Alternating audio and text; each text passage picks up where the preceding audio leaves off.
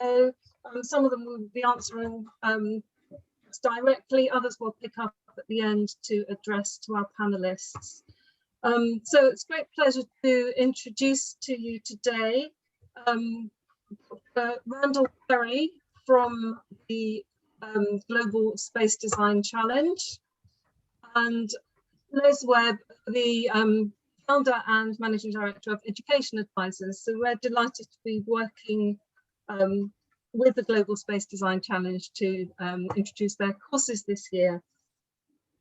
So today in the webinar, we'll be just obviously introducing you to Dr. Perry. I'm delighted he's going to be able to speak to you directly about this very exciting programme. We'll talk to you a little about the role of education advisors who are helping to promote this programme to interested students. We'll talk a little about Imperial College, where the programme is held. And then we'll spend some time going through the different course options that are available in 2021. And we'll outline the ways that this can benefit you as top science students. And then, as I said, there will be time at the end for a Q&A session. So please do feel free to address any questions that you have to our panelists. It's my pleasure now to introduce Les Webb, who's going to tell you a little bit about Education Advisors. Over to you, Les. Thank you, Mary, and good afternoon to everyone. I think it probably is afternoon to most of you, because most people are either in the UK or east of the UK. So you're ahead of us on timing. There are just one or two delegates from the USA who I'm not sure have been able to join us, because if they're on the West Coast, they probably still haven't got out of bed. By filming this webinar and putting it onto YouTube afterwards, anyone who couldn't make it because of the time zones, hopefully will be able to catch up. Who is Education Advisors? Well, we are an entirely education-related consultancy. Our core business is giving impartial advice to students and parents on choosing schools and universities, but not just that, we advise on curriculums and degree choices, and a new service for us is career consultancy as well, which we've only started in earnest earlier this year. We run 8 education websites on all different types of schools, and most of them we have accurate league tables of independent schools, which is why a lot of parents use the sites. In fact, we have over 1 million visitors a year coming to us mostly for helping to choose their schools. We also work with schools and universities to promote their courses internationally. And that's what we're doing here. We've been tasked by GSDC to try and find bright science students who want to come to the Space Design Challenge. Moving on, just a few words about Imperial. I trust Imperial is pretty well known to most of you. In our view, it's the best science university in the UK, and indeed, in terms of its degree subjects, it concentrates on STEM subjects: science, technology, maths, and economics. It's ranked by most of the big newspapers here as the 3rd best university overall in the UK. Indeed in the world, I believe it's the 11th best university. But one of the more interesting rankings, which isn't spoken about too much, but which should be of great interest to most of you, it's actually ranked 1st for employment prospects on completing your degree. And indeed, salaries on graduation are generally higher than any other mainstream university. It's a pretty big university. It has just over 19,000 students at any one time, and more than 50% of those are international. Of course, it's a very highly ranked university, and therefore it sets quite a high bar as a threshold for gaining entry to it. You generally have to have A-level grades, or 38 points at the International Baccalaureate Diploma Programme. It's based right in central London, slightly on the west side. The main campus is just behind the Royal Albert Hall, and there's another campus just slightly to the west of that. But it is one of our best ranked universities, and we're privileged to be talking about them here today. But we'll move on to the next part about the courses now. Thank you very much, Les. So it's now a pleasure to introduce Dr. Randall Perry, the founder of the Space Design Challenge. You can see here Royal Society Fellow, Imperial College, and an NSF Fellow at the University of Oxford. Dr. Perry, would you like to talk to us a little bit about the Global Space Design Challenge? Hi, everybody. Hi, thank you very much. Happy to be here. The Global Space Design Challenge is kind of an offshoot of our charity space design competition in the UK, Europe, Africa, and the Middle East. I've got involved with it 14 years ago because the people who started it in the US with NASA in conjunction talked to me, and I looked at it, and it paralleled something that I'm very interested in, which is education. It's about learning, not about teaching. The competition is just an absolutely brilliant platform for that. So the part of that's a little bit of the history. It's been going on for over 30 years in the US and 14 years in the UK. But it's about learning, not about teaching. It's about learning through exploration, you finding solutions to problems. And it really excites everybody that participates in it. And that includes even the volunteers and the teachers. Teachers don't have much to do in this. It's all about the students. It's your work, or as students, you elect your own officers. You design your own project. You have mentors, you have experts to ask questions to, but they won't tell you what to do. It's all about you and you deciding what you want to do. And that's an excellent way to really learn. One of the quotes that I always like with a student that left, that's okay, you can go on with it, is a student left and they've scratched their head and they said, I never realized I had so many ideas in my head. And they went home and got really excited about looking at engineering, space science in general. And it's not all just about space science and engineering. It has a great deal to do with also business. You're organizing companies where you have a president, a vice president of marketing, a vice president of engineering, and different subgroups and sections. It operates just exactly like industry operates. When NASA or ESA gives out a request to do a settlement, they will say something exactly like what we do in a request for proposal. It's pretty detailed, 4 pages. And what you'll do is respond to that with a presentation to judges in a well, it depends on how many people are involved, but it can be 30 minutes to 50-minute presentation, usually up to 50 slides. And a group of judges from both industry and Imperial, Oxford, Cambridge, most of the universities close to us will judge those presentations. And then everybody will get feedback. One of the companies wins. And in this particular case, for this summer camp coming up, starting in 2022, there'll be a world finals at Imperial College. If you're in the winning group, you'll have a chance to go to that world finals. There's also several 3-day global space design challenges that don't have the lead up academic work. And with those 2, you'll have an opportunity to go to the world finals. There's 2 scheduled this summer. There'll be another one in February, and a couple of different ones in various countries around the world, in the US, Asia, in the Middle East primarily. And so all of those students will join from all over the world in a world finals. Even if you don't go to that, it's still a great place to make contacts with Imperial, Oxford, people, other students that have like interests to you. Most students come in the first day or 2, and some are shy coming from other countries. Not everybody is 100% skilled in English. It's not a problem. If you aren't, we usually can get by that. But by the end of the program, everybody is having a great time. They meet new friends. and they really like the competition. So it's a great learning experience, and it also helps you get into university. We have many students at Imperial College and also different universities, Oxford, which is up on the screen now, that put down on their personal statement that they've attended this.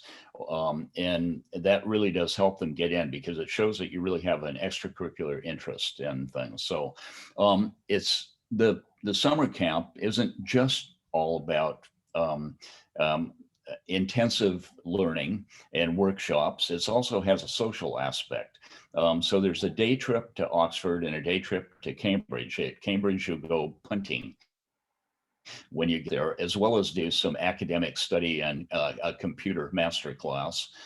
At Oxford, you'll eat in the Christchurch Masters Hall for lunch. So you really get an inside view of some of these universities.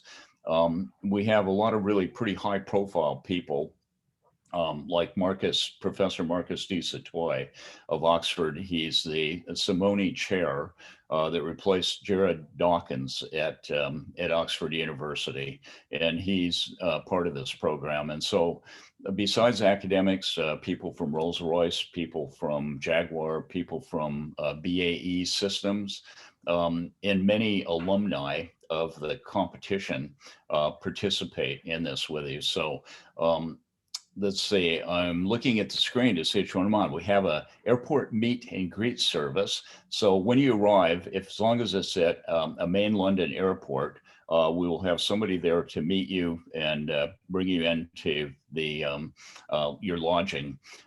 We do stay at Imperial College right on campus. However, this year, that's not absolutely certain. So I can't promise that, but the university hasn't been open because of COVID for a while to actually make student room reservations.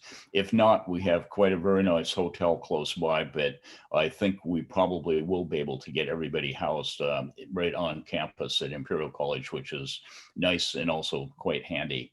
So the other social parts of it, we usually go out to Buckingham Palace on an open top bus tour of London to the Museum of London. And we have different people that take people out to do this. So you have some choice of what you really prefer to do. We usually have, in the past, an award ceremony at the Hard Rock Cafe where we have lunch. And so it's both social and academic. In the evenings after the program ends, there's still more social activities that people do. We have movie, some other talks, people play football, they do different things, all mixed in with our staff and mentors. So next slide. Brilliant. Thank you very much, Dr. Perry. Okay. Just wondered if you could talk a little more about the online options, which we think will be of interest to quite a lot of our attendees today. Okay, that's the 11-day program we were just talking about, which is residential and on-site. During the summer, on 2 different dates, we're having a 3-day space design competition. This will be mixed in with students from all over the world.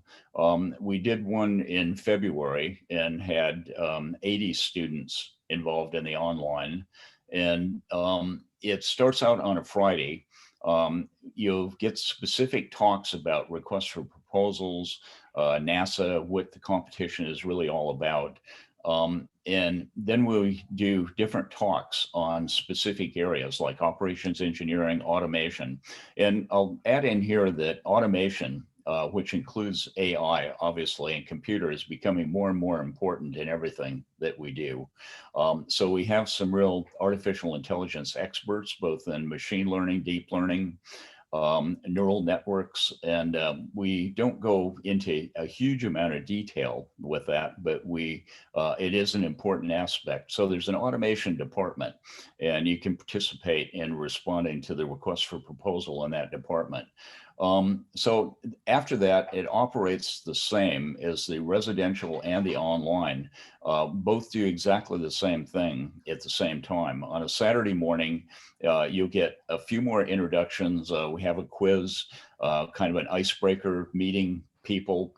And then you go to specific lectures that are depending on whether you're in management or whether you're in a specialty area like operations engineering. It lots of people are here that aren't going to be engineers or scientists. Design is a big part of designing a settlement. Quote: you need good artists. You need people that understand CAD design, but just people that understand good design concepts, because you also have to design habitable areas for humans to live in. So the four departments are listed: structural, automation, operations, and finance and budgeting. And then the management group is composed of the vice presidents and presidents who give a talk and then are elected by the students in their company. Depending on how many people are involved, there'll be 3 or 4 or 5 companies. In London in the past, we've usually have 250 to 300 students, and we have 5 companies that participate. And consequently, the presentations are a little bit shorter. Another important part of this to a lot of people really are certificates and awards.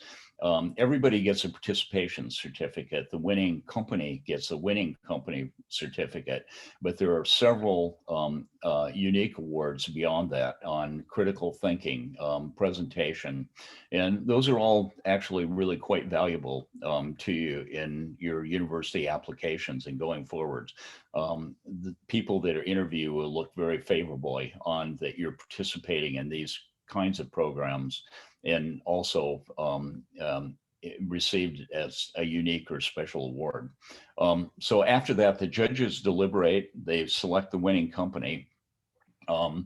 They go through a list, and that's really the end of the competition. Whoever the winners are, or the winning company, will get to go to the World Finals in July at Imperial College. So are there any other points that I'm missing here that I should make? I think that's covered. If anyone has any questions, please pop them into the Q&A, and we'll address them to Dr. Perry later. Perhaps you could just talk us through the longer online courses as well, Dr. Perry, that are being offered this year.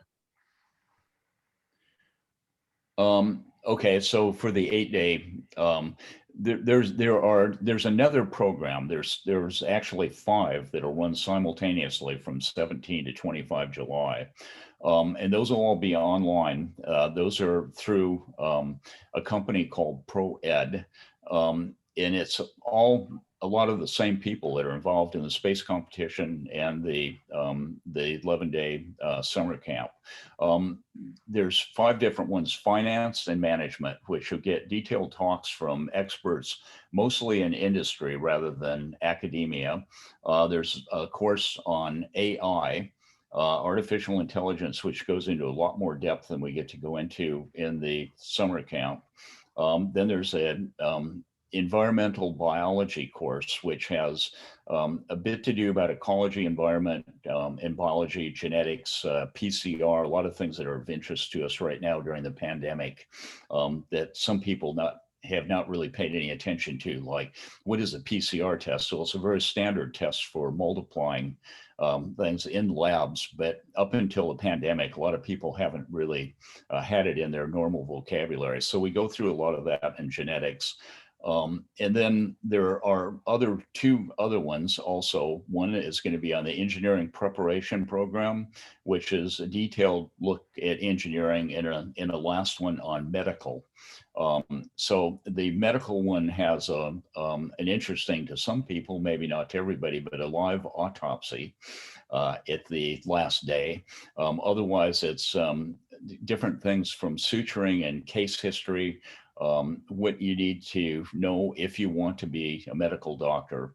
And so these courses are usually it's listed as 8 days.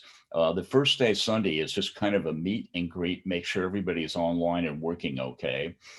Tuesday or Monday through Thursday is the actual program, the detailed program, like artificial intelligence or medical. And then Friday, Saturday, and Sunday is the same online 3-day space design competition. And so everybody in all the areas of AI, medical, engineering, environmental will participate in that same one. It's a bit different design from the other ones. The departments aren't just engineering departments. The departments then are ecology, medical, and the design is, I can't tell you what it is because it's a secret until you get there. But it's, we keep these things very secret because people try lots of ways. Like we get thousands of attempts at hacking into our web pages. So don't say I said that and try it and think you're better than everybody else, because you might be and you might get in, but we don't even put what the requests for proposals are there. But the one for the summer is quite extensive, and it can involve all of the areas of interesting. So it's just not about space. But consider that a space settlement isn't necessarily just for somebody that's interested in space topics. It's a whole community. It takes government, it takes communication, transportation. You have to construct it. You have to design it. So it encompasses a lot of part. A big part of that is also finance and budgeting, because somebody's going to have to pay for this. So they want to know if they're getting their money worth. So you learn about Gantt charts and other things. So it's a way for everybody, whether you're design, finance, medical, engineer, different type of engineer, or in the case of this one coming this summer, it's going to have an ecology role. They're based in the future. This one will be 2087. There's a mythical company called the Foundation Society that will give you the RFP. And so you have to feel like you are in the future. So there's a lot of things that we don't know what's going to be there in 2087. I suspect there's going to be an awful lot of artificial intelligence involved in these programs, whatever they are. But also you might consider that Earth may be having significant more problems as far as the environment goes by the time we get to that point, unless we find unique ways to mitigate global warming and the other problems. So that really kind of links all of them together. The pro-ed, you can specialize. The residential one, you don't. If you just want to do the competition, you can do that as a 3-day program. I'll forewarn you about one thing, is something that we had trouble with originally, is when we did residential competitions, students stayed up all night to work on the project.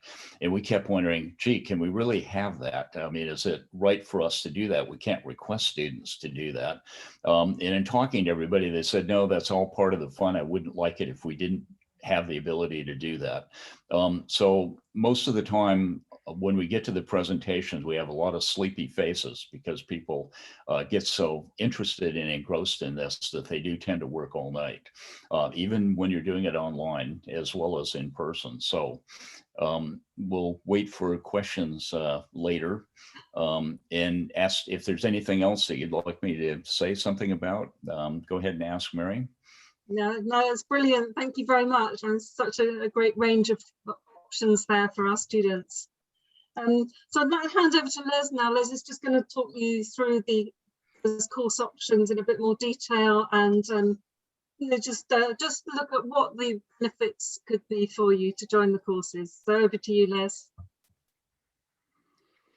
While we've got this slide on the screen, can I apologise to a few people? When we first mailed out the details of the residential course, the dates were subsequently changed. So if you're still looking at one of our original mail shots, it says the 11th, and it isn't. It's the 10th of July to the 21st of July. So I know it's only one day, but if somebody's making plans to fly to London, I think that's quite critical to know that you need to be here on the 10th and not on the 11th. I'm hoping that the other dates are correct now. They are. I won't go over them again because I think Randall has explained them quite adequately. So just moving on. This is a kind of a summary of the fees, although it doesn't include all the detail. The residential course over 12 days, which includes, of course, all the accommodation and meals and airport meet and greet and stuff like that for international students, is 4,395. It's actually a lower amount for UK school students. But we originally intended this webinar was only going to be for the international side, whereas we have included a few UK students in the seminar. So we'll talk to you separately about the fees for the UK students. The online courses are, of course, far cheaper because you're not actually coming into London and staying with us. So 399 if you just went for the space design competition on an online basis. And then those 8-day courses, 999, but incredible value for money, to be honest, when you've listened to what Randall says that they cover. So moving on towards the end of the webinar now, I've just put together a few thoughts of how the course is going to benefit you. The first statement there, to be honest, is an education advice statement. But we run a summer course website, which has over 30 different school summer courses on it. And trust me, this one is the most exciting short summer course in the UK. It really is. I mean, none of those other courses allow you to interact with leading UK space academics and industry experts, or even mix with like-minded international students who are probably going to become friends for some way into the future for you. And you may even meet up with them again at university. As you've heard, you're going to be part of a company simulation team working on this 3-day competition, which you won't find in any other summer course. And a really integral part of that is you will learn how to present and pitch your proposition to stakeholders, which nobody else teaches you about in summer courses. And it's a real vital part of growing up and being successful in business, that sooner or later you're going to have to pitch to stakeholders who are going to invest in your business, and there's a real art to it. So this will give you a standing start. And lastly, as Randall has mentioned there, you receive a certificate of participation, or an extra glossy gold one if you're actually part of the winning team. And that's going to help with your application to UK universities, certainly, and particularly the best ones. For those of you who know about university applications, if you're pitching to go to a top 25, top quartile UK university, they're going to want to interview you. Whereas the other 3 quartiles probably won't, but it's a real benefit to have this experience under your belt, to talk about it in your personal statement to the universities, because they will pick up on it on the interview, and to be able to talk with confidence about all the experience you've had will really get you off to a running start. Moving on to the last slide, now we've come to the final bit of the webinar, a little bit about how to apply.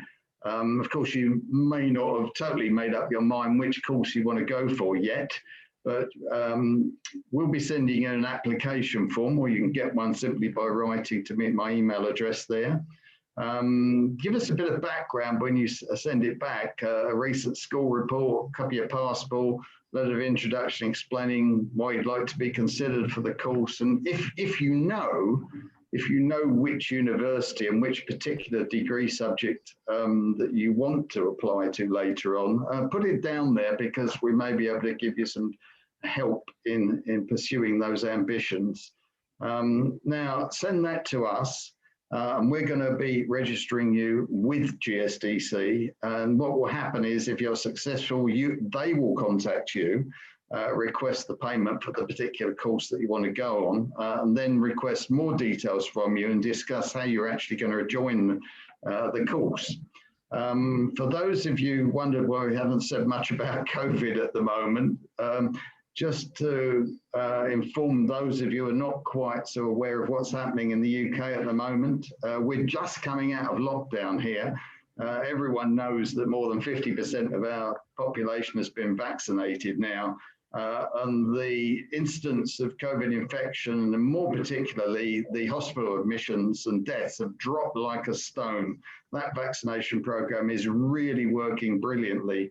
And although the restrictions still apply there, particular for travel, we do anticipate they will be lifted before the beginning of these courses. At the moment, you're having to go into quarantine if you come into an airport here. I fully expect people to be coming in by the time you get to July, and they may well have to take a COVID test at the airport. But we've got that down to a fine art now. You can have a test and get the result in 15 minutes flat here now. So yes, it's still a little bit of a nightmare, but things are really opening up in the UK. We trust that these courses are all going to go ahead without any problems because of it. But if it did happen that you couldn't attend because of travel restrictions, even from your own country, your course fee will be refunded in full. Or if you wanted to go on the residential course, you will be able to transfer to one of the online courses. Not nearly as good, really, but you will still have that experience. So that's just a few words on how to apply. Bring us to the end of the formal part of the presentations, and we'll move on to a Q&A sessions, because I hope that a number of the participants have been sending a few questions in over things we haven't talked about. Over to Mary. Thank you very much, Les. So there are a few questions. First question is, Dr. Perry, you mentioned that the 5 courses run simultaneously, those online courses. Is there any provision if students are interested in more than one of those courses? The answer to that is unfortunately not, because they're all running at the same time. And they start at the same time in the morning. As everybody can figure, there's always some difficulty with time zone changes. But the courses all work quite well with Asia, Europe, and the Middle East times. It's a bit early, as was suggested earlier, for those in the US for those programs. But to answer your question directly, no, you have to choose just one of those 5. Later in the year, in August, and coming through the fall and the next spring, there'll be similar courses offered independently at times. But in this particular case, July 18th through the 25th, they all run at the same time, except the Global Space Design Challenge at the end. All students join in. Okay, thank you very much, Dr. Perry. Another question we've had is, do these courses run every year? Yes, the Global Space Design Challenge runs every year. The other programs will run, but they vary. We have several different types of programs. We're focusing on science, engineering, technology, and medicine primarily in all of the courses. And so we have 2-day courses, a Saturday and a Sunday, and different 5-day courses later in the year. But you can get those by looking at the ProEd website. It's proedetal.com. And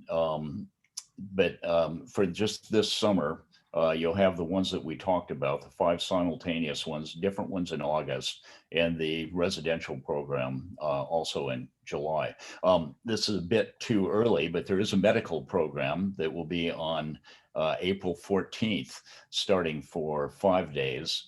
But I think that's kind of a bit short notice. That's an online program, again, for everybody to sign up to, but that is available on the website.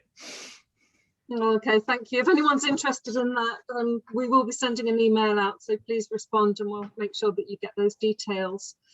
We've had a question here from a 15-year-old student, Dr. Perry, wondering what would be the best time to attend the course, i.e. now or to wait until they're a little bit older? It's an interesting question, because we actually do a student program that's 11, or usually it's mostly 11 and 10-year-olds, but 9 to 14. We have students that go that at 9-year-old, 10-year-olds, come back at 11, 12, 13, 14, and then immediately go to the senior competitions at 15, 16, 17, and 18. One of the people that was involved in the Global Space Design short online course in February has actually been to 5 competitions in the senior level. And people come back over and over again. So I think if you're perfectly good to come in at 15. And if you really enjoy it, you'll find that there are lots of differences. You'll have other experiences. And we also really, really like to have, we have literally hundreds of volunteers, people that have been involved since the beginning of the competition. But we really like with people, as soon as they turn 18, to come in and volunteer in different capacities. And so we have people that have gone through several competitions, come back and volunteer and work in several competitions. And it's really delightful to see, all of the faces return. So if you come in at 15 and you really like it, you'll probably want to do it again.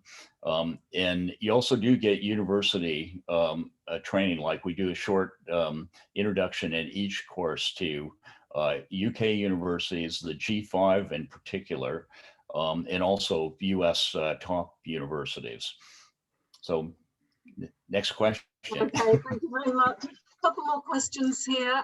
Someone would like us to repeat the dates for the 8-day online courses. If you could just confirm those. Okay, unfortunately, Mary, you broke up in the very beginning. I heard 8-day courses, but I didn't get the actual question. Could you just repeat the date for those 8-day online courses, for the longer courses? Okay, I'm still on. It's very strange, but the first 3 or 4 words didn't come across to me. No problem. I think I can probably answer that. The 8-day courses run from the 17th to the 25th of July. Yeah, we'll send out more details to you just to confirm that. And is there any application deadline? No, I mean, everybody that applies, and you're talking about applications for the summer camp, I presume, yes. Right? Yeah. We have lots of criteria, but we're open to students. Mostly only bright students tend to apply to this. A lot of people come from international schools around the world, so their English is usually pretty good.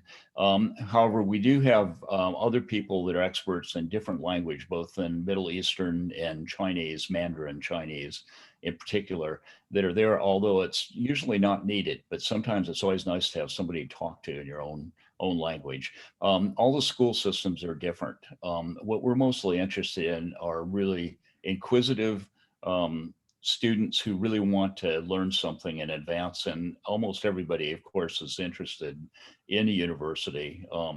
And a lot of our students do get into the G5, which is, besides Imperial, Oxford, and Cambridge, is UCL and London School of Economics. But there are also some top US classes. My degrees are from University of Washington in Seattle, Washington, both master's, bachelor's, and PhD. And also am a certified NASA astrobiologist, which unfortunately is equivalent to a whole second PhD.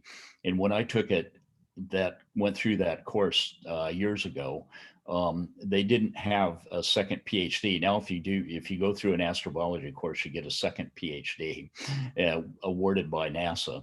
And so a lot of our focus is knowing that people are going to want to come to university. So it's about learning, it's about engineering, it's about space, it's about business, and also about attending university later on. Brilliant, thank you very much. Just a question here, which I think will probably be on the minds of a lot of students, given their experience of online learning over the past year. Some concerns about what equipment will be needed, what resources will be provided, and is the online learning experience going to be as valuable as actually attending live? Obviously, it will be a different experience, but how would you describe that online program? I think we've gotten actually through this whole last year quite skilled at the online programs. It's pretty boring just to sit there and listen to somebody talk for 40 minutes and maybe ask questions sometimes. So we do have those kind of lectures, but we also integrate them with lots of projects, which you work on both inside and outside of the program. And also we do workshops. For instance, in medical, there's two things that we would like to have everybody have, and that would be a stethoscope and a suturing kit, because they're both things that we can go through and that you can keep and use later. Most of the other programs, you don't actually need to have anything. Of course, you need a laptop or access to a computer. And so we keep the programs, I think, really quite interesting. And we have people like during the competition that are available 24 hours a day. Both you have a company adult CEO, and in the case of the online, we have 4 CEOs, chief executive officers. They're usually past participants of the competition. They do not tell you what to do, but they're just there to assist you if you need any kind of help at all, and they're available 24 hours. So other than that, you really don't need anything. You just need to bring yourself, your mind, and come in, and you'll work hard and you'll enjoy, I think, what you get out of it. Okay, thank you very much. Just finally, a couple of questions about, is there a deadline at which students need to apply? For the online courses, we would like a week before the deadline. So that would be 10 days before the, in July, would be about July 10th or so. For the residential program, we do go that late, but it gets really pretty difficult. And I understand why people would want to wait this year for reservations, because it's rather uncertain. I have had reservations abroad now that have been canceled. I have another one coming up in May. And so I'm sure that some people would want to wait as long as they can. What we did do, and we did not hold the residential in 2020. We did have a lot of people registered, and we fully refunded all of those. So that's not something that you need to be concerned about. But we do need at least a week before in each case, so that we can have all of the names and emails and make sure that everybody's going to get into our system and be able to be brought up online. If it's somebody decides one day before, one person, we can probably handle that, but I can't handle, 100 people coming in just 1 or 2 days just before the competition starts. Okay, lovely. Thank you very much. Well, I think, Les, did you have any final closing comments that you'd like to make? Can I just put something to Randall? On one of the websites, I thought I saw one of the online courses for 5 days, or is that being altered?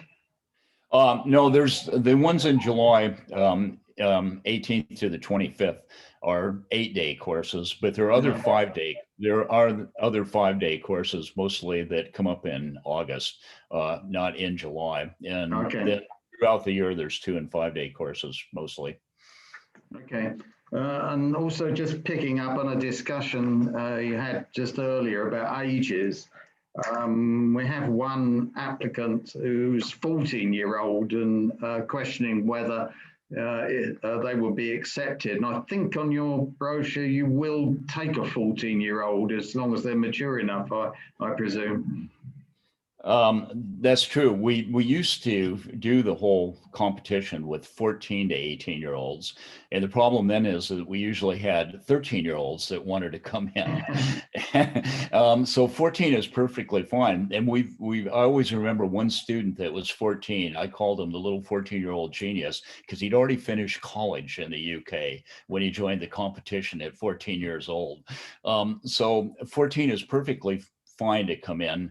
We do say 15 to 18, but that's mostly to preclude getting students that are too much younger than that. Sure. So.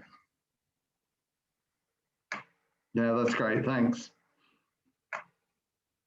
I think we've covered quite a lot of ground there. Well, we should have filmed this, and for anybody who hasn't been able to attend, or anybody who would like to go back over something that's said, we're going to have it up on YouTube within a matter of days, so you can run through it again.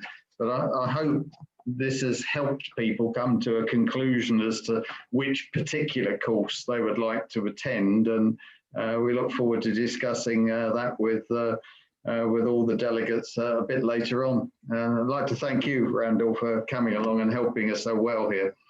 Okay, thank you, Les, Mary, everybody.